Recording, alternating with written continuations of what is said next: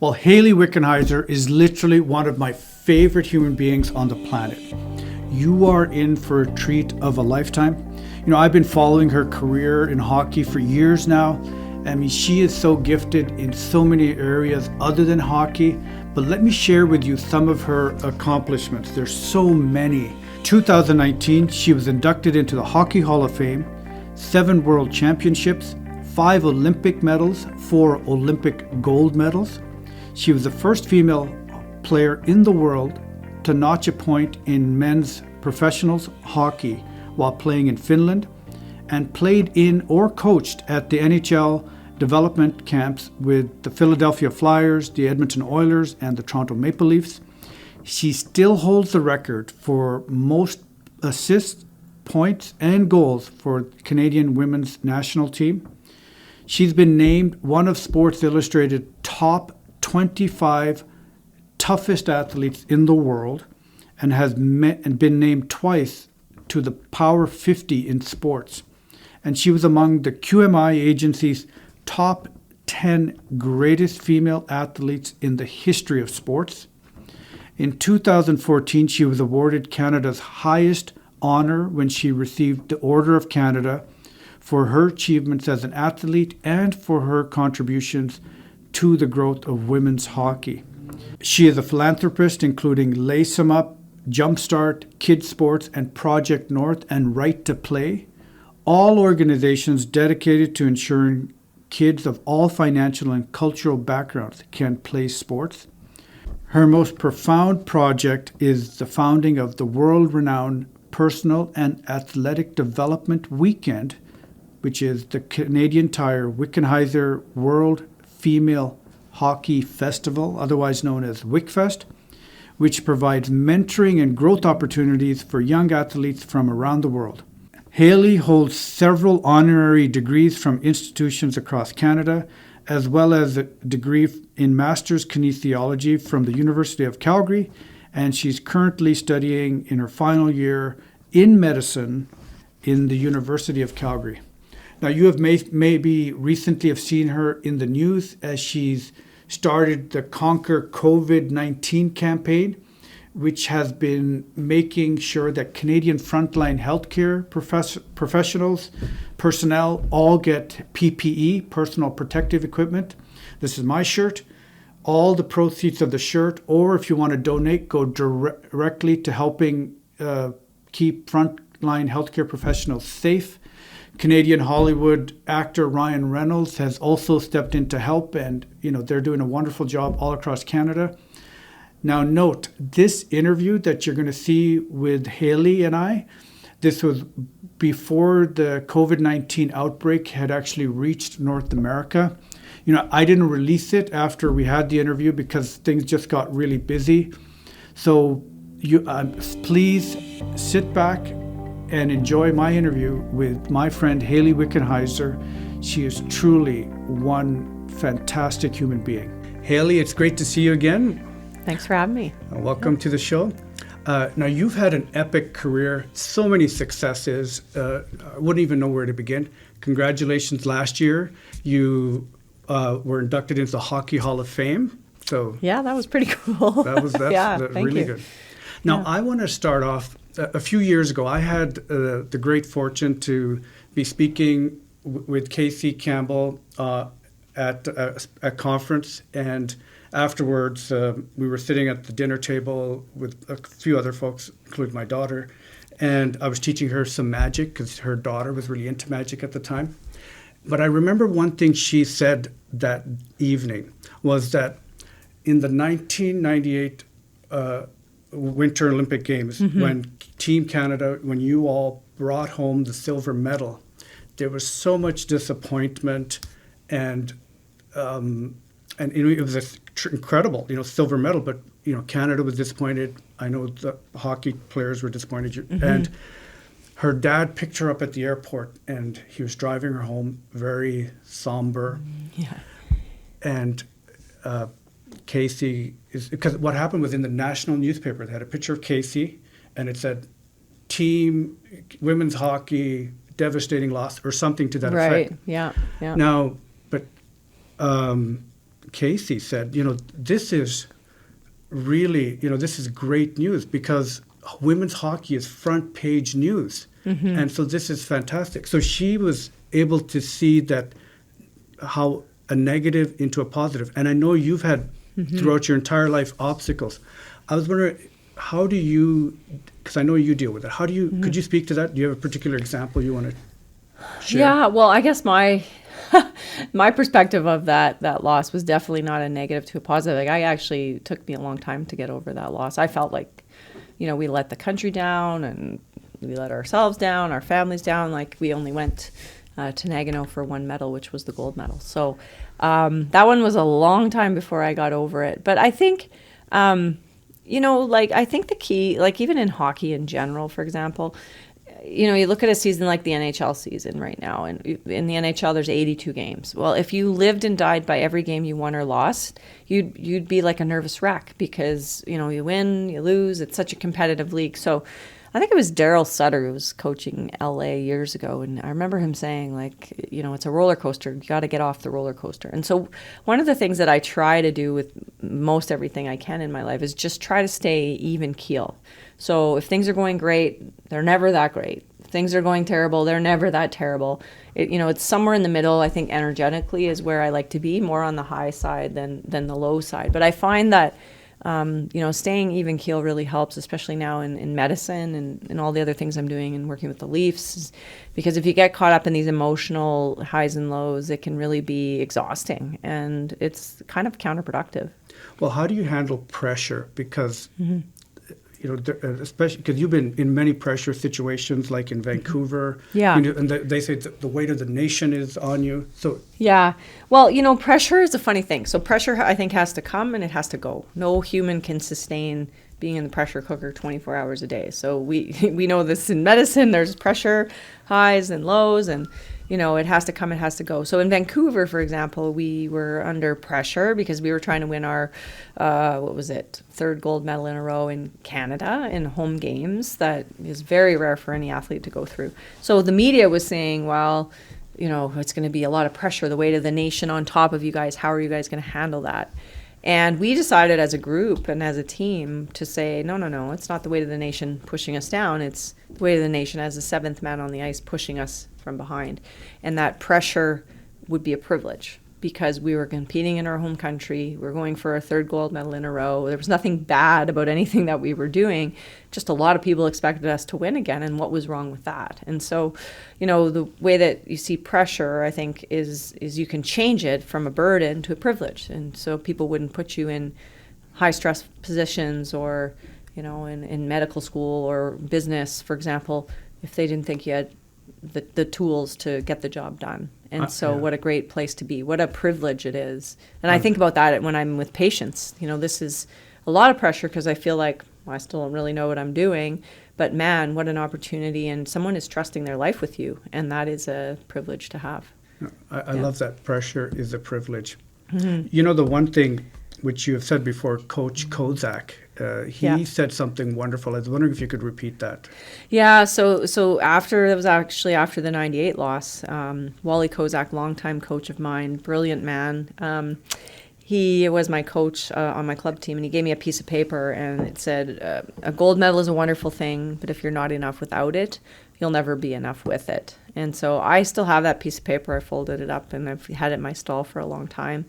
But I think at that time I was wrapped up into everything that I was as a person was who I was as a hockey player. So if we were winning, things were going good, then, it was great. If we were losing, then I was personally a failure. Who I was as a person wasn't enough.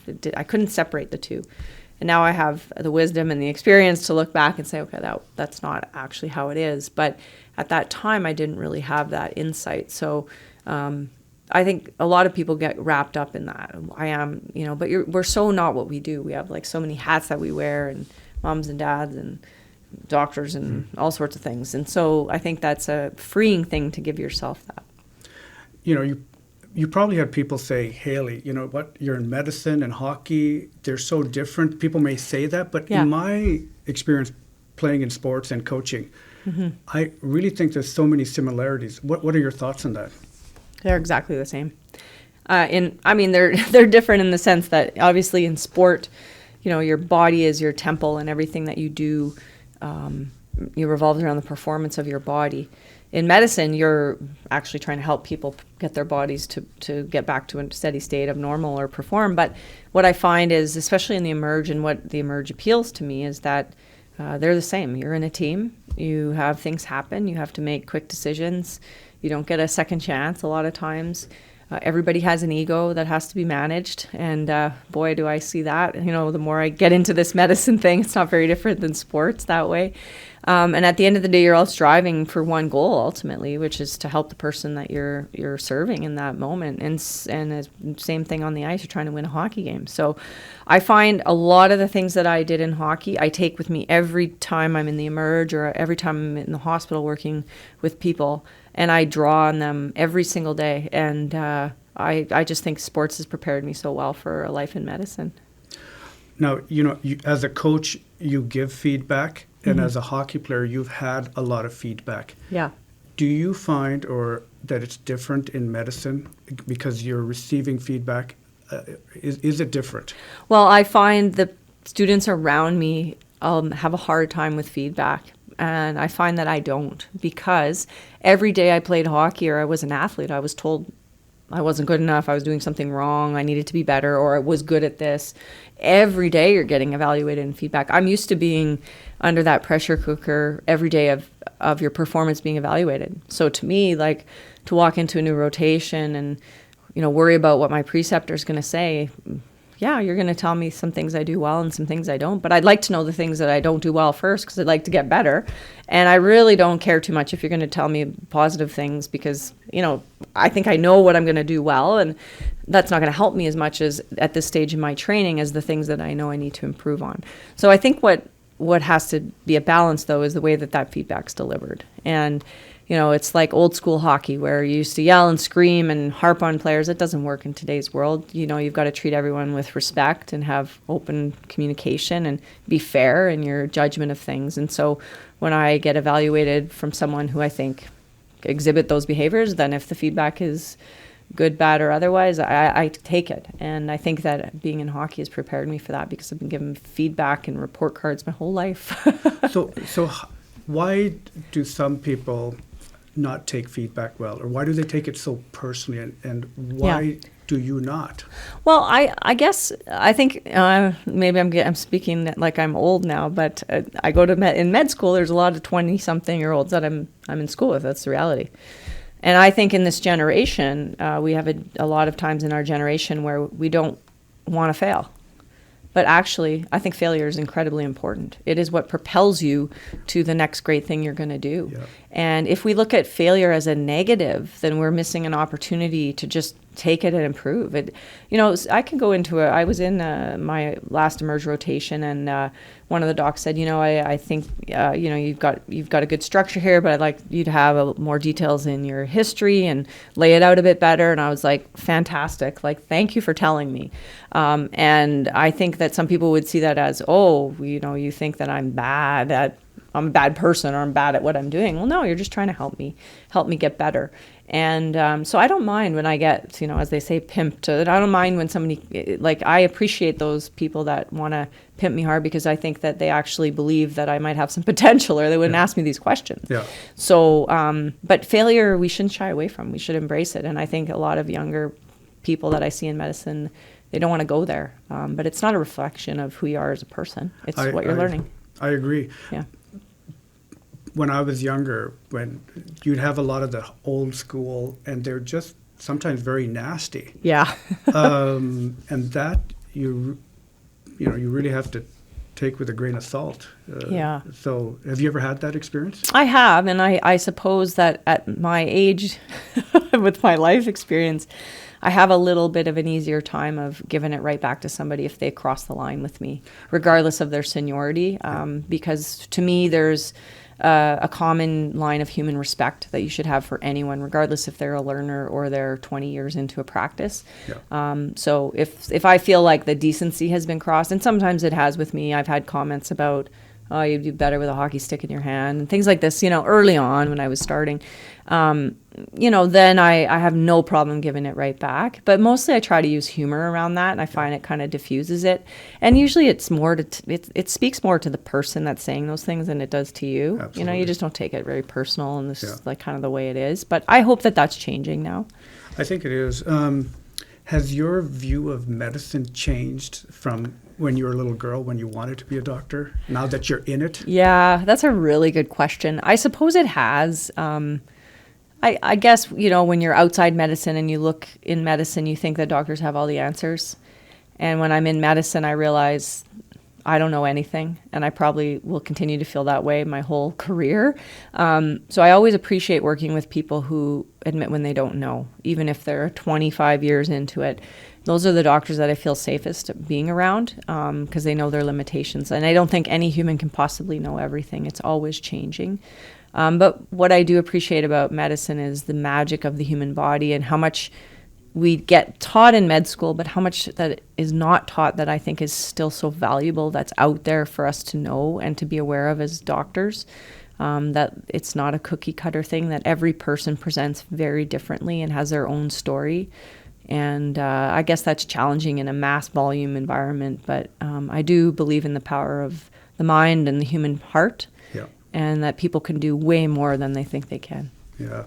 Well, you have demonstrated that time and time again. Well, I tried, I guess. I've lived a bit of it, so that's how I know. I mean, whether it's through injuries or things in hockey and sport, I just know that the power of energy and the power of collective positivity and humor, as we were talking about, like all of those things, like our body's made of cells, and we can manipulate our cells, I think. And maybe that's too esoteric for straight up medicine, but I do believe in that. Yeah.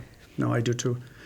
Now, you were the captain of the women's hockey team. You led them through 4 Olympic gold medals. And how did you deal with the conflict with it? Because I'm sure in every team, sometimes players don't like each other. Yeah. And in medicine, we have a team environment as well. Yeah.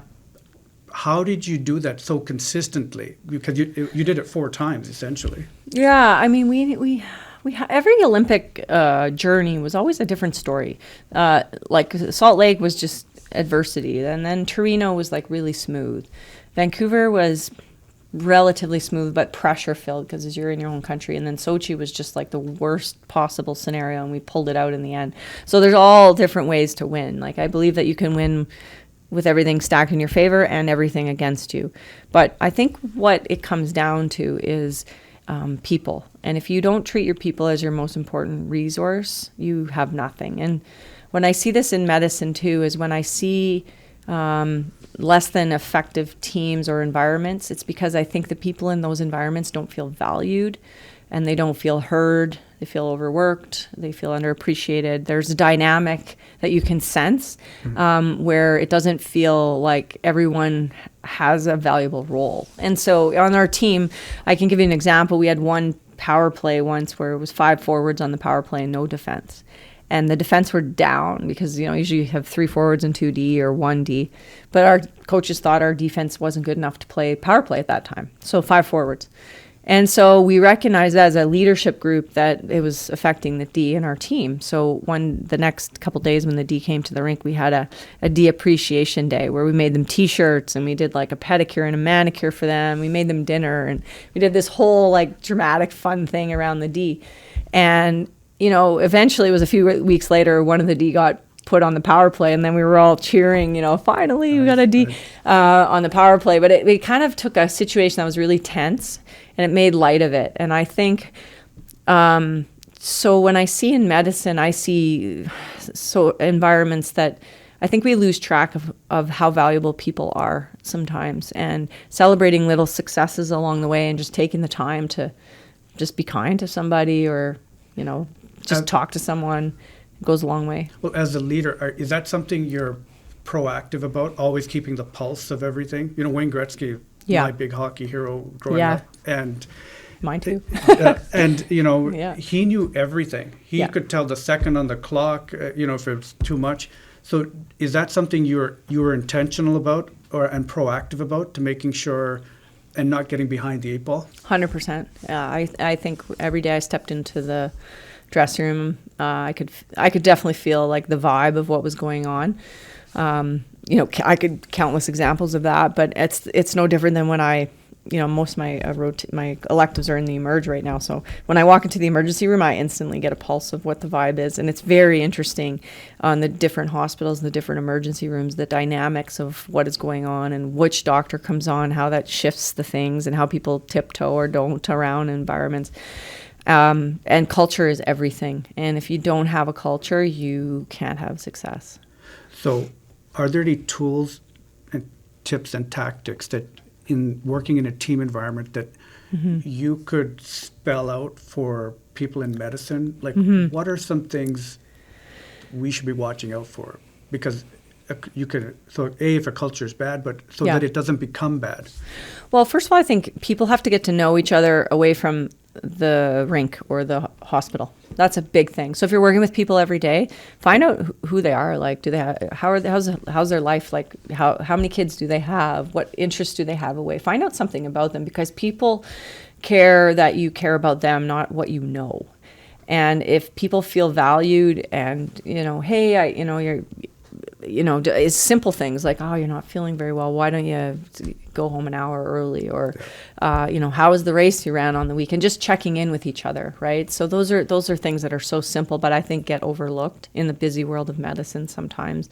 I think valuing everyone, yes, I see this hierarchy where you have the doctors, the attending, the resident, the minions like me and the clerks, and then the nurses. And I don't think that the nurses and doctors are all the time a team. You can see that. There is, the people will talk about this. There's this shift. I actually was shocked. I thought, they'll work together in harmony. And it was like, whoa, this doesn't happen.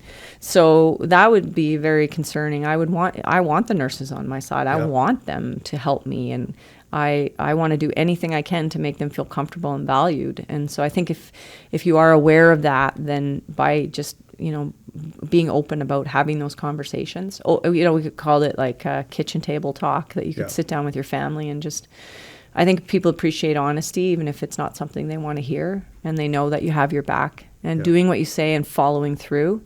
That's huge. Don't sewer people. Yeah. Integrity. Integrity. Yeah, exactly. Well, nurses are really the pulse of the hospital, and the sooner you learn that, and as soon as you connect with them, because they've been really my best friends on the ward. So I totally can relate to that. I'm sure, yes. That's my goal, is to keep the nurses, stay in the good books, right? Like, I don't think it takes much to just say, be kind, say hello, ask, go above and beyond, especially if you're, someone like myself as a clerk and you're learning, like, do extra, work hard. Like, that's not hard things, They want to get along. Like, people want to get along. Right. I think that's the natural instinct. So when somebody comes in with an ego, it's automatically they're the ones putting the roadblocks up. Yeah. And then that doesn't help anybody. I agree. Yeah. And I think the more senior you are, or intimidating presence that you have, the more you have to work to humanize yourself for the other people that you're around, because they are intimidated. I have felt that on the hockey side of my life. And so, using humor, self-deprecating sometimes, or whatever it takes to kind of get others to see that you're just like them. Yeah. And I think that's really important in humanizing yourself, but not devaluing what it is that you bring for your skill set. Yeah. I think humor is very important. I'm actually going to do a podcast episode. I think one of the things is that you have to be receptive for humor. Yeah. I mean, you have to be willing to laugh and be in that state. Yeah. Some people are just so serious, and you see that in medicine. You can still do good work. Yeah. But you can still enjoy the work. Absolutely. And laugh. It doesn't mean you have to be disrespectful. Yeah, I see the same thing at the rink. The other day, just, being at the rink, and, I went up to a few players and I'm like, it's okay to smile here. We're not doing neurosurgery. So, although in neurosurgery they probably can smile because they're so adept at what they're doing. But yes, it doesn't have to be all serious all day. Yeah.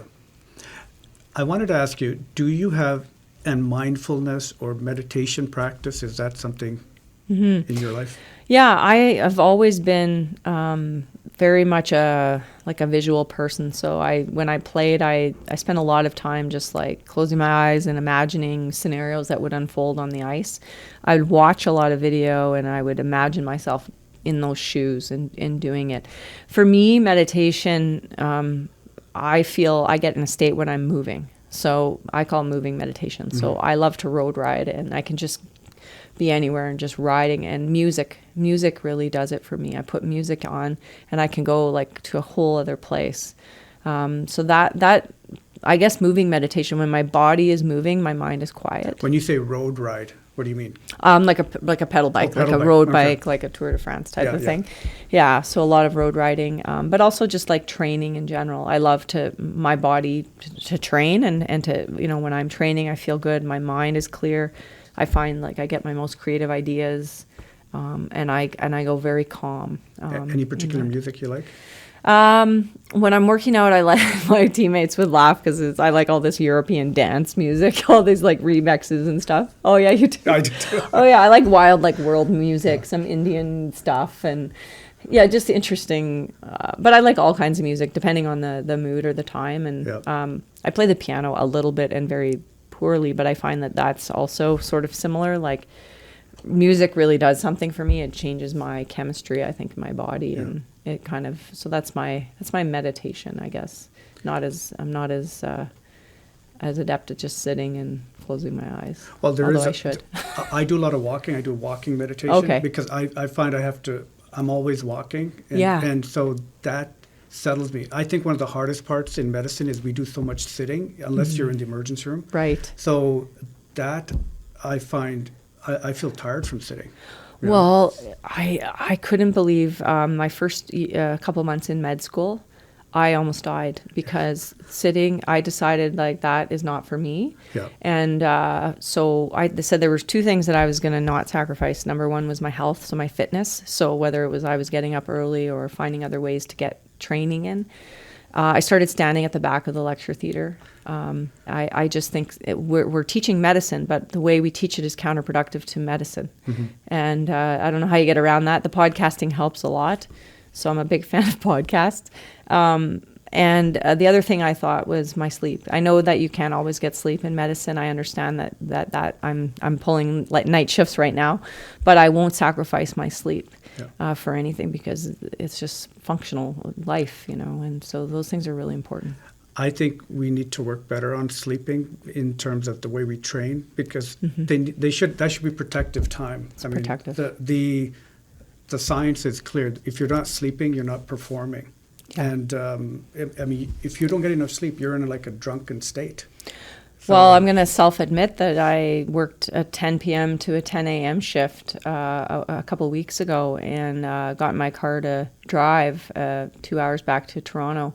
And I had to pull off the road and have a nap. Like I realized that was ridiculous. What was I thinking?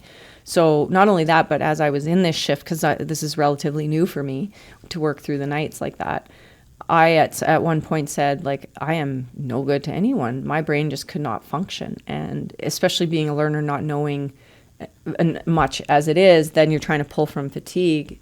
And I know fatigue well from being an athlete. I really had to I had to go for a power walk. I had to do something to just get a coffee at 10 o'clock at night to get myself going. But it is massively important. And we need to value that. Yeah. No, I agree. One question I've been curious about is I know that, in the evening, when you're passionate about something, when I was performing magic and or I'm working on an idea, like even knowing that I'm going to, even though we met before and we've talked, I was so excited, but I had trouble kind of calming my busy mind at night. Mm-hmm. And so sometimes I'm like, don't be so passionate, don't be so excited. Do you ever have that issue or problem? I guess I do. And I just, honestly, I exhaust myself by training. Like, I think when you get passionate or you get going because you're, a productive person, I think, and your mind is always going. I find people in medicine are typically A-type, go, always thinking and want to do good for the world in general. So I had a hard time after I quit playing to sleep at night when I wasn't training as much. And so I actually started training just as hard as I did when I played, except for I don't play on the ice as much. And that's really what I found kind of helps me like sleep at night. But yeah, it's hard to kind of turn off your mind sometimes, for sure. Do you have a morning routine? I do, although this crazy life of medicine has really, changed it. But yes, typically I get up and I train first thing in the morning if I can, depending on the day. And then I generally will be on the ice with the Leafs or the Marlies right now. And then I'm generally working my rotations or shifts from in the afternoon to the evenings. Yeah. So that is my day-to-day right now. But yeah, I mean, coffee. Coffee helps. I'm a coffee drinker, yeah. You're a big proponent of mentorship, and maybe we can talk a little bit about that. You know, you're being mentored in the world of medicine now. Yeah. But sometimes I find once we're done and you've crossed the finish line, for many doctors, in my experience, mentorship stops. Right. Can we chat about that? Yeah, I remember talking about that, and I just was saying I was encouraging the group that I was speaking to continue being mentors, because you're really changing people's lives. Like I can say, in medicine in particular, I've had like tons of people cross my path that are incredible, but three sort of that stick out. My tutor, her name is Alex. She's an R3 in internal medicine. And her and another resident, Nancy, have single-handedly got me through med school just to pick up the phone and talk about things. And then the doc that I shadow with in Calgary, Dr. Mardell Gamble, in the Emerge for so many hours, like for years, just the way in which she sort of watching her practice and talking medicine. And Dr. Millard, who was our team doctor with the national team, and spending countless hours in the training room after practice, like just talking to her. All of those people influenced me prior to and also in medicine. And there is no way that you get through medical school and become a doctor without great mentors. And those are the people that, like, my parents were teachers, and I run into students that they taught all the time, and they'll say, your mom and dad, they changed my life. And I tell my parents all the time, like, you have no idea how many thousands of people you influence. But it's the same thing, I think, with doctors. Like, just giving your time, an hour or two, you can change somebody's life. Yep. It's happened to me. It was the trajectory of going into Emerge, because I got great experiences with the people I was with. And, even now, the people that take their time to just teach me something for 10 minutes, I'm just like, wow, like, you don't have to do that. Yep. So grateful. So it is appreciated, and it's really needed. Really needed. And it's something that, I know when I've given talks to other doctors, it's the one thing I bring up, is that we need to schedule that. We need to remember that, because sometimes we just think about what's the latest evidence, and we start just learning that, but we don't understand. We forget that we have access to so many peers that we can continue to learn or grow. Yeah, because one of the things that I'm noticing in medicine is you really have to, like, do a lot of things. You have to go through things to really learn them. You can't just learn them in a lecture theater.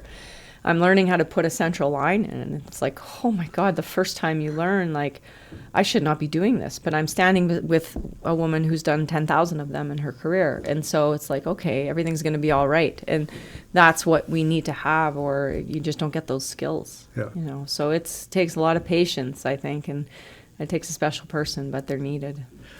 Do you want to share that story when you were putting a stitch in a person in BC? Do you remember that? It's a good story. Yeah, the first stitch I put in, so I'm in my first elective in the summer in Vernon and in BC, and I'm nervous. You do stitches on pig's feet and skin and all this stuff, but it's not like a human. And so I'm like, I can't wait for this first suture. I hope it's like, a simple arm or something. Well, this woman comes in, and she had banged her head on a dryer, and it was sort of like this star-shaped cut.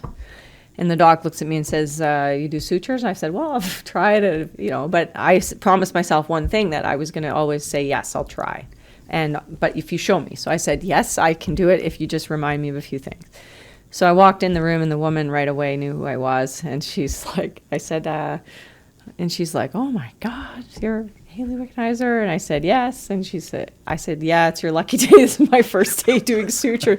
She goes, I don't even care if you leave a giant scar on my forehead. I'm so happy that you're doing my sutures. So anyway, I stitched her up. I think it was 4 or 5, and hopefully I didn't botch it too badly, but she asked for a selfie at the end. So how could I refuse? She was so gracious to let me put a few sutures in her head, and hopefully she won't have a scar, but I think she will. Well, you know what? I got to tell you, for somebody who's accomplished so much, you're very down to earth. Like, and I don't think people, I don't think you don't intimidate people. That would be my guess. That would be my guess. I think that's one of the best attributes you have. Well, thank you. I have nothing to intimidate people with when it comes to medicine, but yes. If anybody has bragging rights, you would have bragging rights. So it's, I don't know. I always believed in hockey, I think you're only as good as your last game. And I think the same thing in medicine. Like, geez, you're only as good as the last suture you did or the last patient you saw. So there's always something to learn. Yeah. And I always kind of think of myself as being a seeker. I think just always curious about what's out there, how to get better. So I want to ask you about Dr. Syl Corbett, and we kind of turned the conversation to breast cancer. Yeah. How breast cancer is something very dear to me. My mom, at age 52, died of breast cancer. 25% of all new cancers are breast cancers. One out of every 8 women get breast cancer, and so it's very important for me to use this as an opportunity to talk about that. Yeah, sure. I mean, Syl wouldn't mind me talking about this because she's openly talked about it, and it's been out there in the media. But Syl Corbett, she's my best friend and was my trainer for years. It still is. Does all my training programs. Syl is a world-class mountain runner, uphill mountain runner. She competed, I think, in over 100 Ironman competitions in her life, an incredible triathlete, the whole 9 yards. So vegan, fit, non-smoker, non-drinker, doesn't even swear, like perfect human, right? And I guess this would be in December. She called me one day and said, I think I have cancer. And I said, what? She's breast cancer. I said, I thought it was like first stage 1, early days. Long story short, I took her to the Emerge, and that night they did CT, and it was metastatic stage 4. Told us right in the Emerge that night. And, honestly, it's a situation of, I think, her knowing something was wrong, but feeling so good that she could still run and function in life, and not believing that this could happen to someone like herself. And not getting regular mammograms, but having a history of breast cancer with her mom, and being an elite athlete. Sometimes you think you're immune to these things. I'll admit it myself. We don't get sick. We rarely get sick. Injuries, we heal fast. So there's that mentality there that, I'm good. And so it was found very late. And so she's now undergoing chemotherapy for stage 4 metastatic breast cancer, a DIC, I think, inflammatory ductal cancer. She's doing remarkably well. She is like a picture of health. She went from, 1,000 milliliter pleural effusions to less than 150, slowly drying up. Fantastic. Every few days as we go. And, from someone who had, lymph nodes everywhere and just like very, very weak bones to she's kind of partially jogging again. But this is someone who has never let it define her from the moment this happened. And her resiliency is just through the roof because of who she was and what she went through as an athlete, all these ultra marathon races of just suffering. And her lifestyle is impeccable. The way she's eating, like everything is just like anti-cancer, and taking the latest in science and listening to science, but also listening to the natural side of things and blending meditation and all of these things. So I have my money on her that she's going to do this. She's doing very well so far. And the oncology team at Tom Baker in Calgary also thinks the same thing, Dr. Ali Mohammadi, and they're amazing. So I have to say though, in this process, my friend she's very natural, very natural, vegan, never taken a med in her life. And she's had to rely on medicine to save her life, and medicine is saving her life.